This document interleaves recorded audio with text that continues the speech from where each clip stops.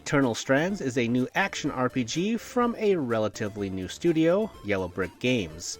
The game wears its influences on its sleeve, from the giant boss battles being reminiscent of Shadow of the Colossus, to the stamina bar and ability to climb anything like the Legend of Zelda Breath of the Wild. Eternal Strands borrows from the best, but does it have anything to say for itself? Centered on a band of travelers trying to make it in a magically ruined world, players assume the role of Bryn, who scouts out locations to help rebuild her caravan of travelers one rock at a time, almost literally. It's a collectathon of random junk to be used in a myriad of ways, which is where my headache started. It's not a traditional RPG, so you don't level up by defeating enemies.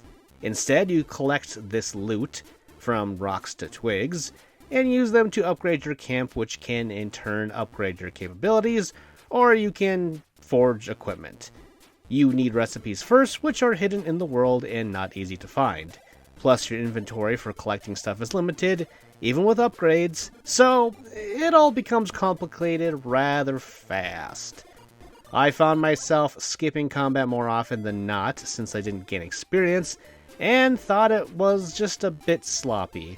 I will say, playing with the physics-based powers was fun, like creating ice trails or tossing enemies off of cliffs. Always satisfying. There are bigger enemies too, which is where Shadow of the Colossus comparisons come into play, but these encounters were far and few between. I'm admittedly sounding pretty harsh right now, I understand, but to give Eternal Strands some honest praise, I think the art style is great. It's like a combination of the Darksiders games and Kingdoms of Amalur Reckoning, two games / series of which I love. I just wish it were as exciting as those two games in particular. I think with work, Eternal Strands could be better, but there's just so much tedium holding it back. The inventory system, the back and forth quests, the confusing markers, the lackluster combat.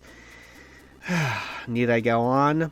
Is it bad? No, of course not by any stretch of the imagination. It's another game that I found had so much potential, but it just didn't grab me enough to engross me in its world.